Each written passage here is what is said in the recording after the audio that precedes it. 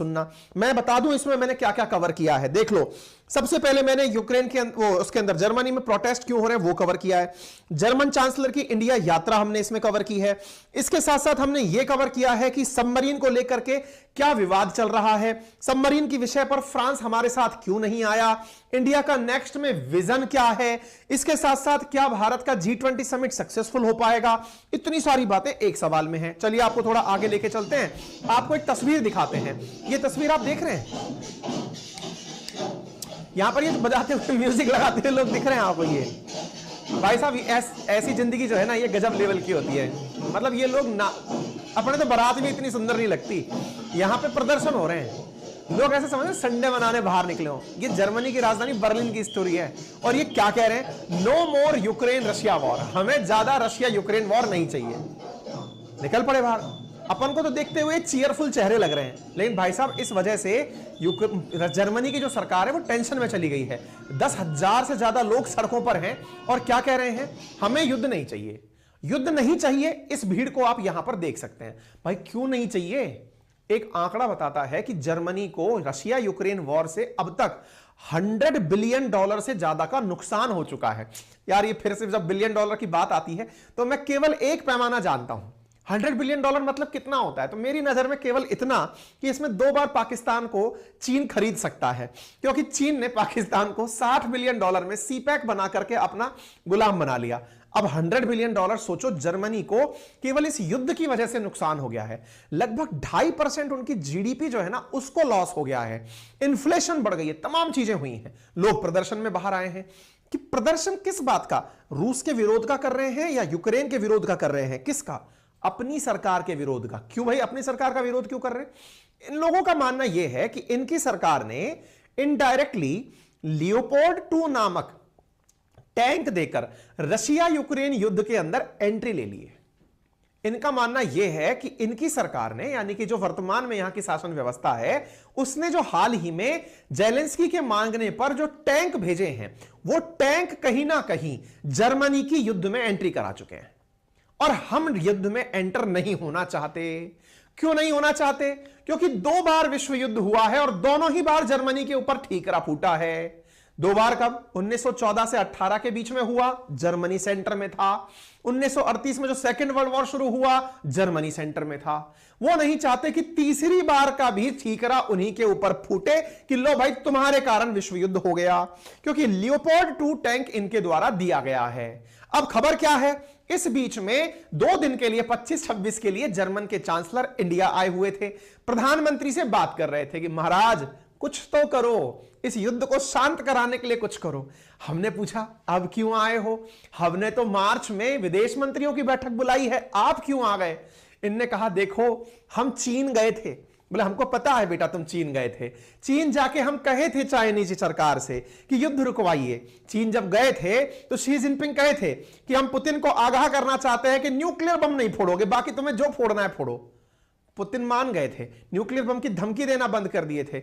लेकिन मोदी जी आपसे गुजारिश है, आप युद्ध शांत करा सकते हैं। बोले आहा हम तो पहले ही किए थे। बोले क्या पॉलिसी है आपकी? हमारी पॉलिसी है DPP, डिप्लोमेसी, पीस।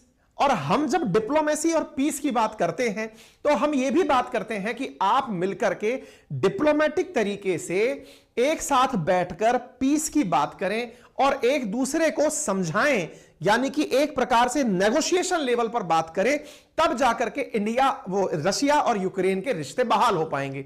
हमने तो पहले ही कहा था आपसे ऐसा करिएगा। बोले हमें भी रियलाइज हो रहा है आप सही थे, क्योंकि आपको मंच मिलने जा रहा है, कृपया करके इसका फायदा लें। आप G20 के अध्यक्ष बनने जा रहे हैं। इंडिया ने कहा पता है हमें, हम अभी भी आपसे कह रहे हैं दुनिया में बिना डायलॉग के कुछ संभव नहीं होगा। बोले चलिए आगे बढ़ते हैं। ये तस्वीरें दिखाई ओलाफ स्कॉल्ज, इंडिया आए, इंडिया ने इनको चढ़ाया, बहुत बढ़िया से कहा कि देखिए बहुत अच्छा किया आप हमारे पास आए। क्यों? क्योंकि इंडिया और जर्मनी का जो व्यापार है वो यूरोप में सबसे बड़ा है। इंडिया ने कहा ओलाफ जी आपको यह बात पता होनी चाहिए, मैं मोदी जी की एक्टिंग नहीं कर रहा हूं, सॉरी। ओलाफ जी आपको यह बात पता होनी चाहिए। क्या पता होनी चाहिए? कि आप और हम G4 के मेंबर हैं। सर जी ये G4 क्या होता है? अरे G4 वही तो जो यूनाइटेड नेशन सिक्योरिटी काउंसिल के अंदर परमानेंट सीट चाहता है। सर ये परमानेंट सीट में कितने लोग हैं? ऑलरेडी 5 हैं। कौन है? 4 तो सेकेंड वर्ल्ड वॉर के विनर हैं और एक चीन को साथ में घसीट लिए थे कि तुम सबसे ज्यादा आबादी रखते हो। हम लोग 4 G4 मेंबर हैं। कौन कौन है? इंडिया वाले, जर्मनी वाले, ब्राजील वाले। कमेंट बॉक्स में बता दो चौथा कौन है, ताकि हमको भी पता चल जाए कि आप कितना अवेयर है।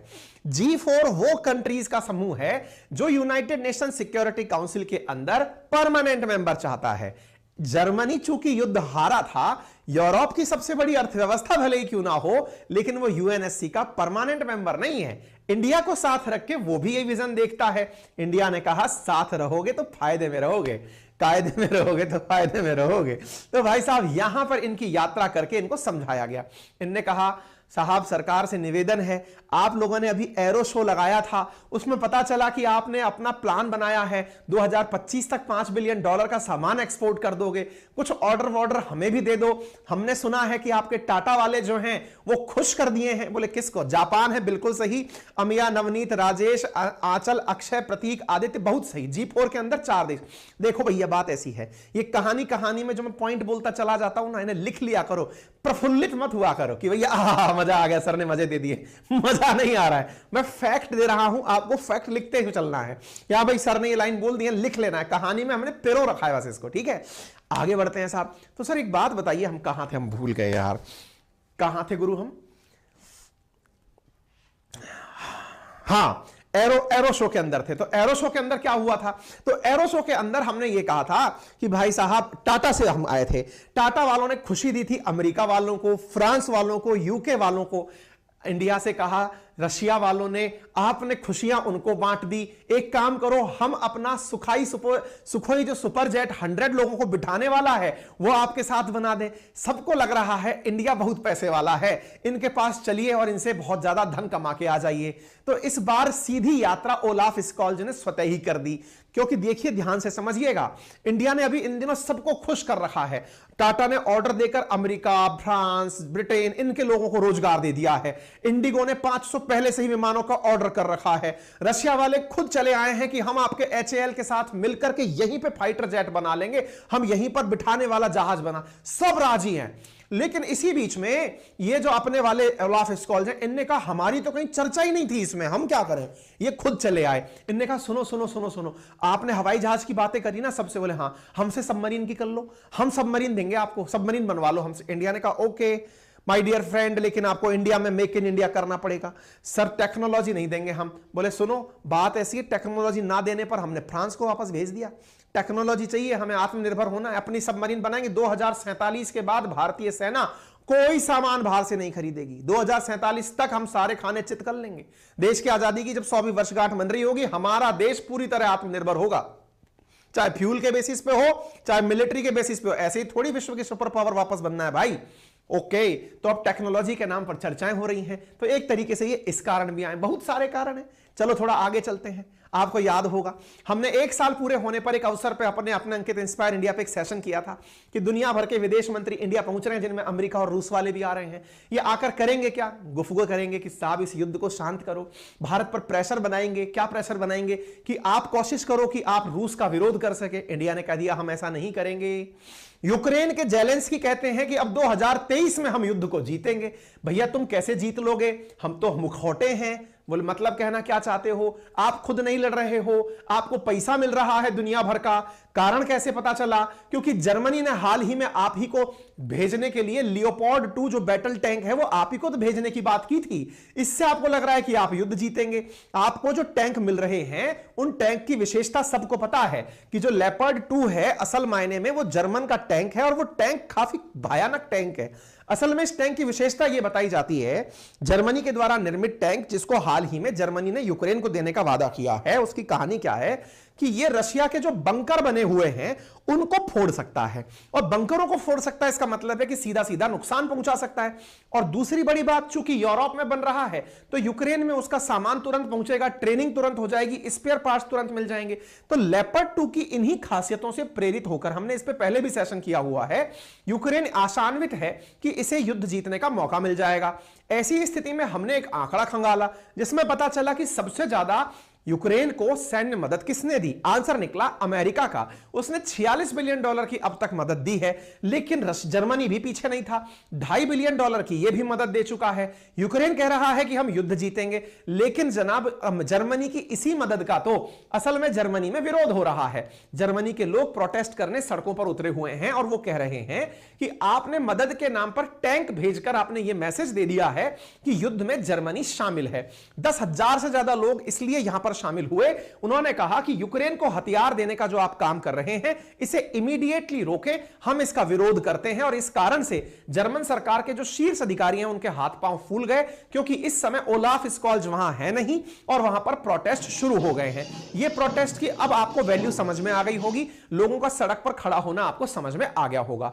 इसके पीछे लोगों ने ऐसी मंशा जाहिर क्यों की? क्या जर्मनी के लोग यूक्रेन के लोगों के साथ नहीं है क्या? निश्चित हैं, युद्ध का वो विरोध करते हैं, लेकिन मुसीबत दूसरी है। मुसीबत यह है कि जर्मनी जो है ना वो 2023 में रिसेशन की तरफ जा रहा है, मंदी की तरफ जा रहा है। यहां की जीडीपी 0.4% के हिसाब से डिक्लाइन कर चुकी है। अगर आपने हाल ही में हमने एक डेटा शेयर किया था अपने पुराने सेशंस में, जिनमें बताया था कि जर्मनी जो है ना उसकी 2020 में -3.7% जीडीपी जो थी वो कॉन्ट्रैक्ट की थी। फिलहाल ये जीडीपी हल्का हल्का ग्रो करने लगी है। दैट मींस जर्मनी जैसे देशों को युद्ध का बहुत नुकसान हुआ। कैसे नुकसान हुआ? क्योंकि असल मायने में नॉर्ड स्ट्रीम गैस पाइपलाइन जो थी वो रशिया से गैस प्राप्त करने का सबसे बड़ा साधन थी जर्मनी के लिए। अब वही गैस पाइपलाइन रुक गई है, जिसकी वजह से जर्मनी में महंगाई बढ़ गई है। महंगाई बढ़ने से लोगों के ऊपर बहुत ज्यादा प्रेशर क्रिएट हो रहा है। ऐसी स्थिति में यहां पर जो लोग हैं वो ये रिक्वेस्ट कर रहे हैं कि आप अपने घर की सोचिए, क्योंकि ऑलरेडी आपकी इकोनॉमी को 100 बिलियन यूरो यानी लगभग $160 बिलियन का नुकसान हो चुका है। और जब इतना नुकसान हो चुका है तो हम लोगों को मत मारो। क्यों मत मारो? क्योंकि रशिया जिन देशों को सबसे ज्यादा गैस एक्सपोर्ट करता था उनमें जर्मनी था। अब जब उसे गैस नहीं मिल रही है तो प्रत्येक व्यक्ति की जो आय है, इंडिविजुअल व्यक्ति की जो आय है जर्मनी में, वो 2000 यूरो कम हो गई है। क्यों? क्योंकि उसको सामान उतना ही महंगा पड़ रहा है गैस महंगा होने के कारण। समझ में आया? आपको मालूम होना चाहिए ओलाफ स्कॉल्ज ऐसे ही प्रेशर से परेशान होकर पहले चीन गए थे कि पुतिन को समझाओ कि वो न्यूक्लियर बॉम्ब ना चला दे, अदरवाइज हम खत्म हो जाएंगे। अब वो इंडिया आए हैं। क्यों आए हैं? ताकि इंडिया को मना सके कि ये यूक्रेन युद्ध की शांति के लिए काम करे और इंडिया मिलकर के मतलब जर्मनी के साथ में काम करते हुए रशिया को मनाए, ताकि जर्मनी के अंदर स्थितियां सामान्य हो जाएं। भारत ने अपने द्वारा इस मीटिंग के अंदर अपनी सारी चीजें तस्वीरों के माध्यम से साझा की। प्रधानमंत्री ने यहां पर कहा कि पूरे यूरोप में जर्मनी हमारा सबसे बढ़िया लार्जेस्ट ट्रेडिंग पार्टनर है और हम चाहते हैं कि इस युद्ध को बातचीत के माध्यम से सफलतापूर्वक संपन्न किया जाए, इसको खत्म किया जाए। नरेंद्र मोदी जी के द्वारा हैदराबाद हाउस में इनके साथ मुलाकात की तस्वीरें भी साझा की गई। अरिंदम बागची जी ने भी बताया कि मीटिंग बड़ी सक्सेसफुल रही। दोनों देशों के अंदर गहरी समझ है और यह कहा गया कि जर्मनी भी चाहता है कि भारतीय लोग जो आईटी इंडस्ट्री में हैं, सॉफ्टवेयर इंडस्ट्री में हैं, टेक्नोलॉजी में हैं, वो जर्मनी आकर नौकरी करें, क्योंकि ऑलरेडी इंडिया में 1800 से ज्यादा जर्मनी की कंपनियां काम कर रही हैं। हम चाहते हैं कि इंडियंस जो हैं उनका बड़ा ब्रेन, बड़े इंटेलिजेंट लोग हमारे देश में आए और जॉब करें। तो एक प्रकार से जॉब अपॉर्चुनिटी भी ये यहां आकर के दे गए हैं। एक बड़ी ही रोमांचक कर देने वाली तस्वीर मैं आपके साथ साझा कर रहा हूं। तस्वीर क्या है? मैं अक्सर कहता हूं आप सभी से कि जब भी कोई भी विदेशी डेलीगेशन या मंत्री आता है, हमारे देश की राजनीति में यह बवाल बहुत आता है जिसमें यह कहा जाता है कि प्रधानमंत्री के साथ साथ हमारे उद्योगपति क्या करते हैं। मैं ऐसी ही एक तस्वीर आपके लिए लेकर आया हूं। यहां पर हमारे प्रधानमंत्री बैठे हैं, सामने हमारे देश के कई उद्योगपति बैठे हैं।